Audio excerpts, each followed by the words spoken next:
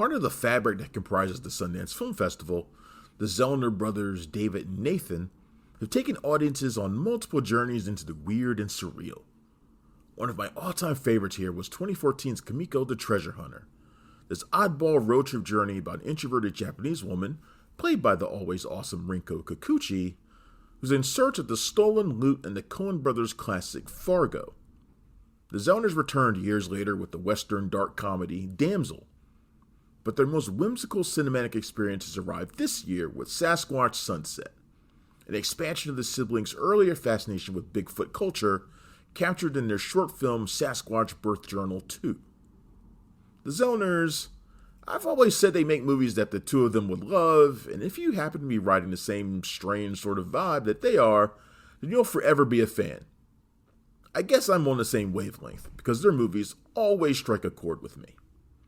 Sasquatch Sunset does too. Beginning after the infamous grainy photo of a supposed Bigfoot captured in 1967, the one that launched 1,000 conspiracy theories, the story actually follows 4 such creatures. 2 of them are played by Jesse Eisenberg and Riley Keough, the biggest names in the movie by far. But if you didn't already know that, you'd never know it was them buried under all that fur. You quickly become gripped by this bizarre, mystical little world the Sasquatch exists in. Eisenberg and Keough's characters appear to be a couple, or at least they don't mind banging one another in the woods, disrupting the poor woodland animals trying to eat their breakfasts. In the midst of this hairy fornication, they attract the attention of 2 more Sasquatches, a lunkhead played by Nathan Zellner, and another that appears to be his son or some kind of companion, played by Krzysztof Zajac-Denik. The movie follows these 4 as they wander through the woods, eating anything and everything under the sun, fruit, foliage, poison mushrooms. There's a constant danger looming every time they shove something into their mouths or encounter a new predator animal. In fact, there's threat behind just about every interaction, even among themselves.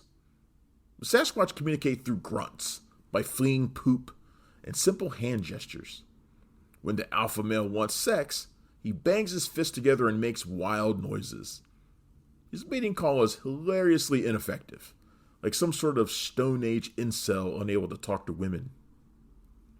There isn't much plot to speak of, but there's still a lot more going on in Sasquatch Sunset than it appears.